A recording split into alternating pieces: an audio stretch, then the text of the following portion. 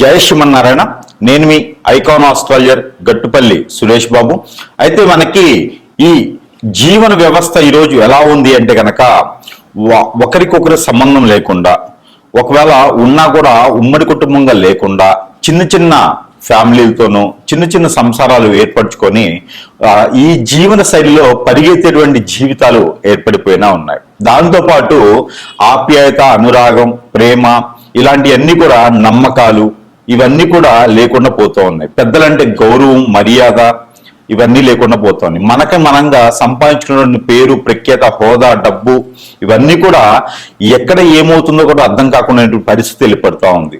దానితో పాటు మరొకటి ఏంటంటే, ఇప్పుడు ఏం చెప్పాలనుకున్నాం అనేది చూద్దాం. అయితే అసలు మరొకటి ఏంటంటే కనుక, వీటన్నిటితో పాటు ఈ రోజున ఉన్నటువంటి ఏదైతే బంధం, బాంధవ్యం, అనురాగం, ఆప్యాయత, దాంతో పాటు భార్య, భర్త ఇవన్నీ కూడా ఉన్నాయి. వీటిలో ఎంత విలువ ఉన్నది. ఒకప్పుడు మనకి పెళ్లి అనగానే 7 జన్మలు ఉండాలి అని చెప్పేసి అని సంబంధాలు చూసి, ఆ సంబంధాలు ఎన్నో రకాల సంబంధాలు చూసేసి మన అబ్బాయికి ఏదైతే సంబంధం కుదిరితే బాగుంటుంది, మన అమ్మాయికి ఏ సంబంధం కుదిరితే బాగుంటుంది. దీంట్లో మొదటిగా వారు అడిగేది ఏంటంటే 7 తరాలు చూస్తారు. వెనక 7 తరాలు, ముందు 7 తరాలు చూసేటువంటి జీవితం కొనసాగుతూ ఉంటుంది. అమ్మాయి తరపున బాగుందా, వారి ఫ్యామిలీ అంతా కూడా అన్యోన్యంగా, ఉన్నతంగా, భార్యలతో పాటు భర్తలు, భర్తలతో పాటు భార్యలు ఉన్నారా, ఇంట్లో ఏమైనా గయ్యాలీలు ఉన్నారా, ఏమైనా ఇబ్బంది పెట్టేవారు ఉన్నారా, ఇన్ని రకాలు చూస్తున్నారు. అబ్బాయి తరఫున కూడా వీరి వంశం వృద్ధి అవుతుందా, ఎలాంటి ఇబ్బందులు ఏమైనా కలుగుతున్నాయా, పిల్లలు బాగా సంతానం కలుగుతుందా, వీరి జీన్స్ అంతా కూడా ఎవరైనా 2-3 పెళ్లిళ్ళు చేసుకొని ఉన్నారా, ఎవరైనా దేశాల మీద పోయి ఉన్నారా, ఇవన్నీ కూడా ఆరా తీసుకొని 7 తరాల ముందు 7 తరాల వెనక్కి కూడా మనం చూసుకొని ఆ ఒక విధంగా పెళ్లి చేసే సాంప్రదాయం మనకి పూర్వకాలంలో ఉండేది. ఆ తర్వాత అది జనానికి బోరేసిందా, లేకపోతే కొత్తదనం కావాలనుకుంటున్నారో కానీ బంధాలు మార్పులు అనేది, బాంధవ్యాల్లో మార్పులు అనేది, ఒక బంధం ఏర్పడింది, ఎవరో తెలియని అమ్మాయి మన ఇంటికి వచ్చింది, ఎవరో తెలియని వ్యక్తి మన ఇంటికి వచ్చారు అంటే వారి యొక్క విలువ అనేది ఈ రోజుల్లో లేకుండా పోయింది. దానికి ముఖ్యమైనటువంటి కారణం ఏమిటంటే డబ్బు, వ్యామోహం, అతి దృష్టి, అనావృష్టి, అంటే కోరికలు. అంటే ఇప్పుడు పేరెంట్స్ కావచ్చు, పిల్లలకు కావచ్చు, వారు చదివినటువంటి చదువులకి తగ్గోడు రావాలని, ఇంకా మా అమ్మాయి చిన్నది, మా అబ్బాయి చిన్నదని, ఇలాగా ఆస్తులు బాగా ఉండాలని, టుంగుటియాల్లో ఊపాలని, అలాగా ఇంకా విదేశాల్లో స్థిరంగా ఉండాలి అని, ఇలాగ వారికి ఒక్కొక్క రకమైనటువంటి కోరికల వలన ఈ పిల్లల్లోనూ ఉన్నటువంటి అన్ని కోరికలు అణచడం అనేది పెద్దల సమస్య అయితే, కొంతమందిలో ఉండలేక ఈ పిల్లలు కూడా ఎవరైనా బాగుండి పిల్లలకి తెలియదు కాబట్టి కళ్ళకి నచ్చిన వారిని చేసుకోవటమా, మోహించడమా, లేకుంటే గనక ప్రేమించడమా చేసి పెళ్లిళ్ళు చేసుకునే విధానానికి మన జీవన శైలి మొదలైంది. దాని తర్వాత లివింగ్ రిలేషన్, అంటే ఒక బంధము, బాంధవ్యం లేకుండా లివింగ్ రిలేషన్ లాంటివి మొదలైనవి. ఇక రానున్న కాలంలో ఎలాంటి వైపరీత్యాలకి దారి తీస్తుందో కానీ తెలియదు. అంటే మనకి ఎక్కడైతే ప్రకృతికి వైపరీత్యాలు ఉంటాయో అదే రకమైన వైపరీత్యాలు బంధాలు, బాంధవ్యాల్లో కూడా కొనసాగుతూ ఉన్నాయి. ఇక కొన్ని రాష్ట్రాల్లో చూస్తే అసలు విలువలు, వాల్యూస్ కూడా లేకుండా పోతా ఉన్నాయి. మన తెలుగు రాష్ట్రాల వీరి సైతం కూడా ఏంటంటే పిల్లలకి కోరికలు, ఆశలు ఎక్కువైపోవడం వలన, వారిలో ఈ యొక్క చైతన్యం ఎక్కువ వచ్చిందని అనుకుంటాం వలన, వారికి తెలియంది ఏమి లేదు అనుకోవడం వలన, పెద్దల యొక్క అనురాగం, ఆప్యాయతకి దూరం అవడం వలన, అలానే పెద్దలు చెప్పే మాట వినకపోవటం వలన, వీరే గొప్ప అని అనుకోవటం, ఎవరి మాట వినకపోవటం వలన ఇలాంటి తప్పుదాయాలు కొన్ని అయితే కొనసాగుతూ ఉన్నాయి. దాంట్లో ముఖ్యంగా రెండో పెళ్లి, అంటే అసలు రెండో పెళ్లి అని చెప్పడానికి కూడా లేదు. కాకపోతే మొదటగా ఏర్పడినటువంటి జన్మించిన తర్వాత మొదటిగా వేరే ఒక సంబంధం ఏర్పడి తోడుగా ఉండేసి, అండగా ఉండేసి, ఎవరైతే ఉంటారని చెప్పి ప్రమాణ పూర్తిగా చేసుకునే వాటి పెళ్లి అనేది బాంధవ్యతతో కలుపుతుందో అది వదిలేసి ఇప్పుడు లివింగ్ రిలేషన్, రెండో సంబంధాలు, మూడో సంబంధాలని లేకుండా ఇంకా విచ్చలవిడితనంతో ఏర్పడేసి ఆడవారికి, మగవారికి సందేశ దూరంలో కూడా లేకుండా ఎవరు దొరికితే వారితో సంబంధాలు ఏర్పంచుకొని వాల్యూస్ అనేది రోడ్డు మీద పెట్టేసి వీరికి ఈ రోజు గడిచిపోయిందా, చాలు అనే పరిస్థితులకు ఏర్పడినటువంటి కాలం కూడా మనకి కొంతగానో ఉన్నది.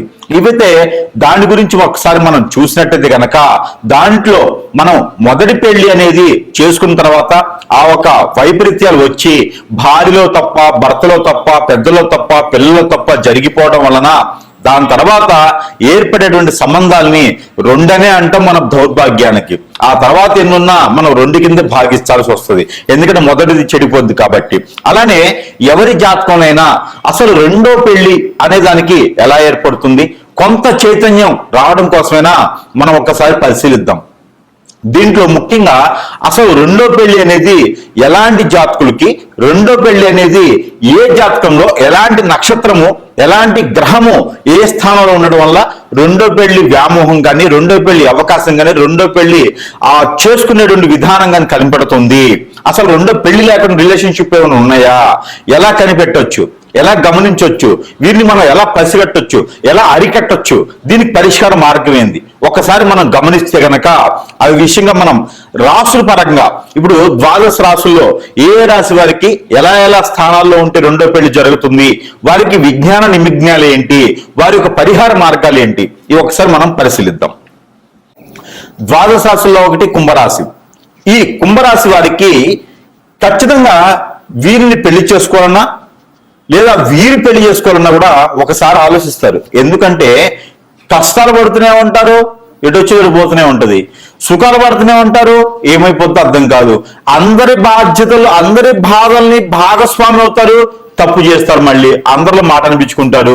ఎందుకంటే వీరు ఎట్లా ఉంటదంటే గనక చేసే పనంతా చేస్తారు, లాస్ట్ ఏదో మొదలు పెడతారు, మెలికలెట్టేస్తారన్నమాట. కుంభరాశి వాళ్ళు అలా ఉంటారు. అంటే పెళ్లి చేసుకోవాలన్న పేరెంట్స్ ఎవరైనా కుంభరాశి వారు ఉన్నారా ఆలోచించుకోండి. పిల్లలు మీకే పేరెంట్స్ ఎవరైనా కుంభరాశి ఉన్నారు అంటే మీకు సంబంధం కుదిరిచ్చారు బానే, కానీ ఎక్కడో మెరుగు పెడతారు. నాకు ఇంత కావాలనో, పెళ్లి పీటల మీద ఇవ్వాలనో, మా అబ్బాయికి ఇన్ని ఎకరాలు కావాలి, విదేశానికి పంపిస్తారా లేదని ఇవన్నీ మీకు చెప్పరు, వాళ్ళు మాట్లాడుకుంటారు కొంత. అలానే అమ్మాయి వాళ్ళు కూడా బాగా గమనించుకోండి. మీకు పేరెంట్స్ లో కుంభరాశి వాళ్ళు ఎవరైనా ఉన్నారా, వాళ్ళ నుంచి మీకు సంబంధాలు చెడిపోతాయి, లేదా వాళ్ళ నుంచి మీరు కట్టుకున్న వాళ్ళని దూరం అవుతారు. ఇవన్నీ మళ్ళీ మీరు అన్నారని కాదు, వాస్తవం చెప్పాలి కాబట్టి చెప్తున్నా. అయితే ఒకందుకు మంచి చేస్తారు, ఏంటంటే మనకి ఎవరినైతే కల్పించాలో, ఎవరు మనకి దగ్గర అవ్వాలనుకుంటారో వాళ్ళని కల్పిస్తారు. అది కుంభరాశి వాళ్ళ దగ్గర ఉంది. ప్రతి దాంట్లో కుంభరాశి వాళ్ళని ఇన్వాల్వ్ చేయకండి. వాడు మంచివాడు ఏం చేస్తారంటే ఎంతసేపటికి మా వాళ్ళు బాగుంటే చాలు కదా అని అనుకుంటారు. తర్వాత వాళ్ళందరూ ఏమనుకుంటారంటే సరే పోనీ ముందు ఇప్పుడైతే ఏదో రకం సంపాదించుకుంటారు, ఏదో రకం ఘటన అవుతారు, ముందు బాధ్యతగా ముందు కుటుంబం ఏర్పడాలి, బంధం ఏర్పడాలి అనుకుంటారు అందరూ. కానీ కుంభరాశి వారు కూడా అది అనుకుంటారు, కానీ దాంట్లో కూడా మెప్పు పొందాలనుకుంటారు. కాబట్టి అక్కడ చెడిపోద్ది అన్నమాట విషయం. కాబట్టి అన్ని విషయాలు కుంభరాశి వాళ్ళని ఇన్వాల్వ్ చేయకండి. ఎందుకంటే వారు సంబంధం కూరిస్తారు, కలు చేస్తారు, ఆ సంబంధం పెళ్లి దాకా తీసుకొస్తారు, కానీ మాట్లాడే తత్వం ఎవరైనా తీసుకున్న బాధ్యత. ఇవందరూ కూడా పెళ్లి కావాల్సినటువంటి పిల్లలు ఎవరైనా ఉన్నారో వాళ్ళు చూసుకోండి. కాబట్టి గుర్తుపెట్టుకోండి. ఇక వీరికి పెళ్లి అయ్యేటువంటి యోగం, అందులో రెండో పెళ్లి అయ్యేటువంటి యోగం ఏదైనా ఉంది అంటే కనుక 6వ స్థానం 7వ స్థానంతో పాటు 9వ స్థానాన్ని కూడా చూడాలి. 9వ స్థానంలో శుక్రుడు కానీ, 6వ స్థానంలో శుక్రుడు కానీ, 7వ స్థానంలో శుక్రుడు కానీ, అలానే 7, 6, 9వ స్థానంలో గురువు గాని, బుధుడు గాని మీకున్నదా? దశంత దశలు ఏమైనా ఉన్నాయా మీకు?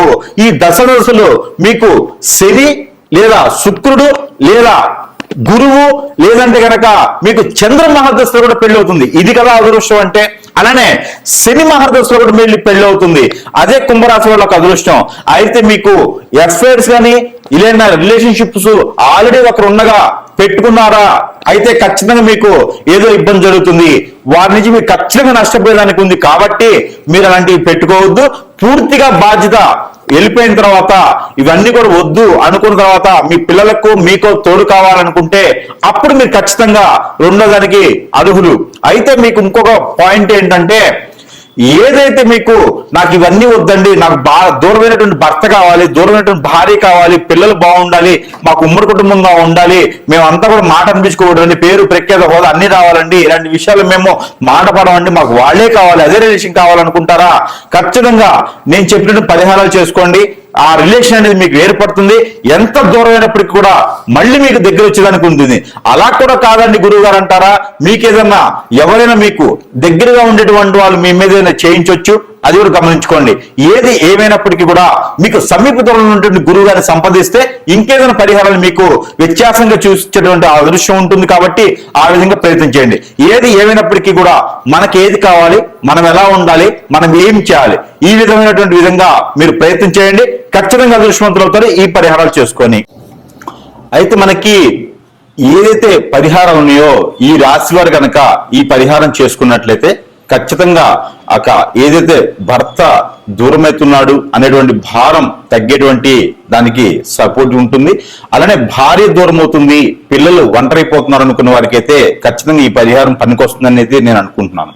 అయితే ఏం చేయాలంటే కనుక మీ భార్యది కావచ్చు, భర్తది కావచ్చు, పేరు సపోజ్ ఎంతైతే పేరు ఉంటుందో దాన్ని ఇంగ్లీష్ లెటర్స్ లో మీరు చూసుకోండి. సపోజ్ ఒక పేరు ఉందనుకో, మాధవి ఉందనుకోండి, ఇంగ్లీష్ లెటర్స్ లో తీసుకోండి, MA. అలా తీసుకున్నటువంటి పేరు ఏదైతే ఉందో మీకు తామర గింజలు దొరుకుతాయి. ఈ లోటస్ సీడ్ అంటారు.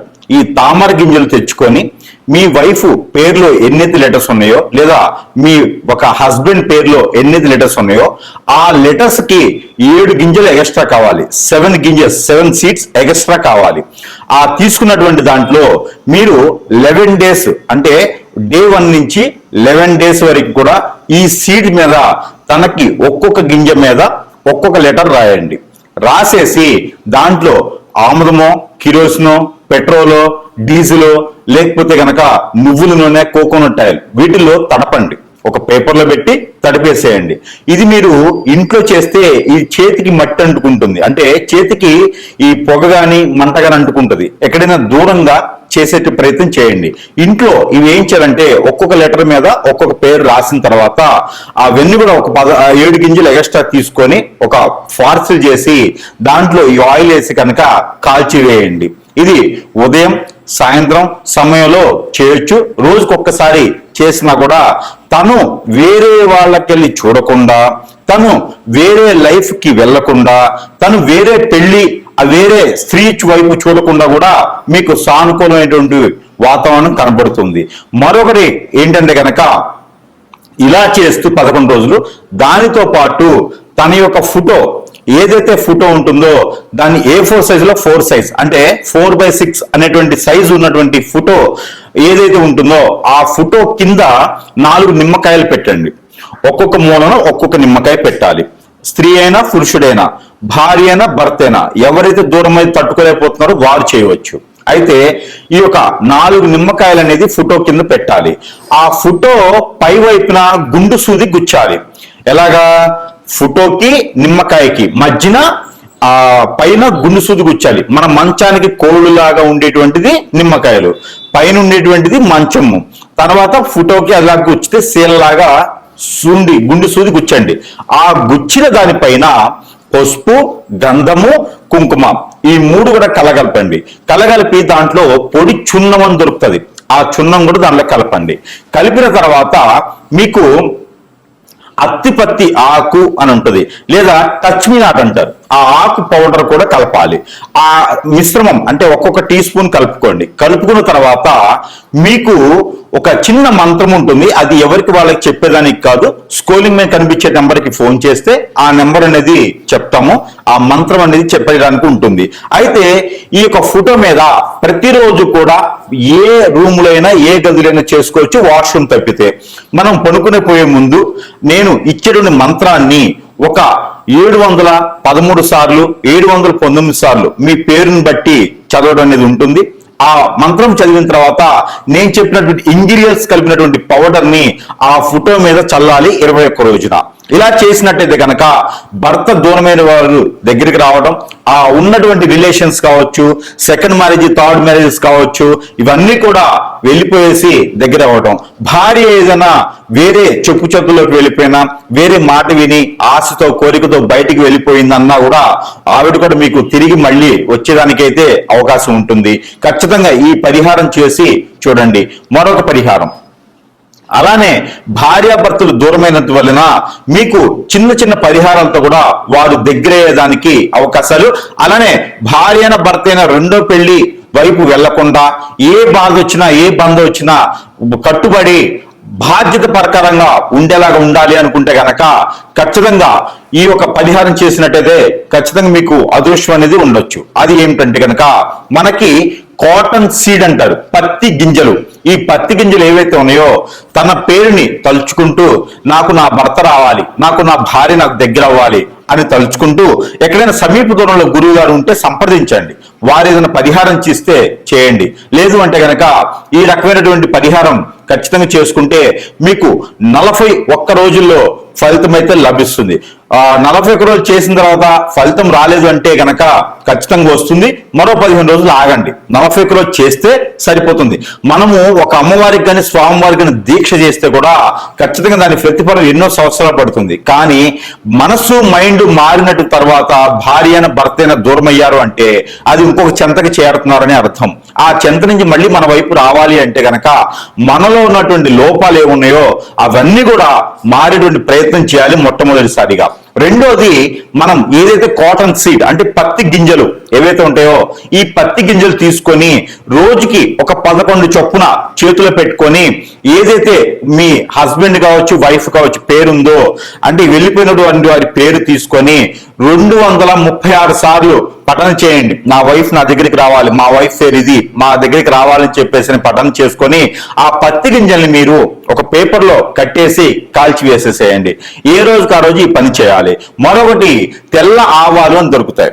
ఈ తెల్ల ఆవాలు గసగసాలు అవొక టీ స్పూను ఇవొక టీ స్పూను తీసుకొని మీరు మీ చుట్టూతా దిష్టి తీసేసుకొని ఆ దిష్టి తీసుకుని చేతిలో పెట్టుకున్న తర్వాత నా వైపు నా దగ్గరికి రావాలి, నేను చేసిన తప్పులు ఏమంటే క్షమించాలి, నేను మళ్ళీ అలాంటివి చెయ్యను అని చెప్పేసి అని మనస్ఫూర్తిగా మీ కులదైవానికి ఇష్టదైవానికి కొలుచుకొని కనుక మీరు ఏదైనా మీకు నచ్చినటువంటి అమ్మవారికి స్వామివారికి ముడుపు మొక్కుబడి చేసుకొని కనుక మీరు ఈ ఆవాల్ని ఈ యొక్క గసగసాల్ని పెనం ఉంటుంది కదా ఇంట్లోను, ఆ పెంక మీద లైట్ గా ఏమి వేయకండి, ఆయిల్ లాంటి ఏమి వేయకుండా ఆ మూకుడు మీద లైట్ గా ఫ్రై చేసేసి పడివేయండి.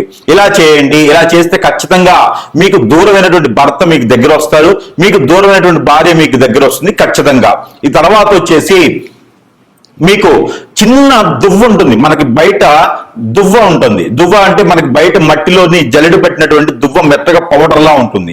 అదొకటి తీసుకొచ్చుకొని మనకి చిన్నప్పుడు చదువుకున్నటువంటి పలకలు ఉంటాయి. మనకి ఒకప్పుడైతే మట్టి పలకలు ఉండేవి, ఇప్పుడు ప్లాస్టిక్ పలకలు ఉంటూ ఉన్నాయి అన్నమాట. పలక అంటే మనం రాచేటువంటి బోర్డు, అలాంటి పలక తీసుకొచ్చుకొని దానిపైన మీ యొక్క శ్రీమతి పేరు కానీ మీ యొక్క ఒక భర్త పేరు కానీ రాసుకోండి. ఎవరైతే దూరమయ్యారో వారి పేరు రాసి ఆ దువ్వ ఏదైతే ఉందో దానిపైన పోయండి. దానిపైన పోసి 3 రోజులు మీ మంచ కింద పెట్టేసేయండి, ఏదైనా కవర్లో పెట్టేసి. ఆ తర్వాత ఆ దువ్వ దాని మీద ఉంచేసి మీరు కళ్ళు మూసుకొని కళ్ళకు గంతలు కట్టుకొని ఆ దువ్వని ఊదండి. చేత్తో దువ్వను ఊదాలి. ఆ 3 రోజులు కూడా ఒక రాగి పాత్రలో నీరు పెట్టేసి దాంట్లో ఒక లోటస్ పువ్వు వేసేసి ఆ ఒక నీరు పెట్టినటువంటి పాత్రని మనకి గడప లోపల నుంచి బయట వైపు, బయట నుంచి లోపల వైపు చూసేటువంటి విధంగా చూసుకోండి. లోపల నుంచి బయట వైపు వస్తూ ఉంటే కుడి వైపున ఉండాలి. కుడి వైపున పెట్టేసి దాని మీద ఒక మూత వేయండి, లోటస్ పువ్వు పెట్టేసి. ఇలా చేసినట్టయితే కనుక మీకు ఎన్నో సంవత్సరాల క్రితం దూరమైన భర్త కూడా మీ దగ్గరకు వచ్చేదానికి ఉంటుంది, భార్య కూడా మీకు నుంచి దూరం అయితే కూడా వస్తుంది. అలా కాదు గురువు గారు మాకు దూరం అయితేనే చాలు అనుకుంటే ఇంక ఈ రెమెడీస్ అని మీ పని చేయవు. దూరమై బాధపడే వాళ్ళు, పిల్లలు భార్య, పిల్లలు భర్త ఇబ్బంది పడేవాళ్ళు ప్రతి ఒక్కరు కూడా ఈ పరిహారంలో ఏ ఒక్కటి చేసినా కూడా మీకు ఖచ్చితంగా వారే దగ్గరికి వస్తారు. లేదు మాకు దూరం అయితేనే బాగుండు, ఇవన్నీ మాకు వద్దు అంటే కనుక ఆల్రెడీ దూరం అయినారు కాబట్టి ఈ పరిహారాలు మీకు అవసరం లేదు. ఇలాంటి పరిహారాలు చేసుకొని దూరమైన భర్తను దగ్గర చేసుకోండి, దగ్గరైన భర్తను దూరం చేసుకోండి. కాబట్టి ఇలాంటివి చేసుకుని అదృష్టవంతులు అవ్వాలి. పిల్లలు పెద్దలు అందరూ కూడా భార్యాభర్తలు అన్యోన్యంగా ఉండడానికే నా ఆలోచన. అలా ఉంది అంటే కనుక సంఘంలో గౌరవులు మర్యాదలు ఆప్యాయతలు అనురాగాలు పెద్దల దగ్గర ప్రతిష్టలు అన్ని వస్తాయి, డబ్బు వస్తుంది, జాబ్ వస్తుంది, పలుకుబడి పేరు ప్రఖ్యాత హోదా అన్ని కూడా మనకు సొంత చేరుతాయి. కాబట్టి ఇలాంటి పరిహారాలు చేసుకొని ఉమ్మడి కుటుంబంగా ఉండాలని నా కోరిక. జై శ్రీమన్నారాయణ.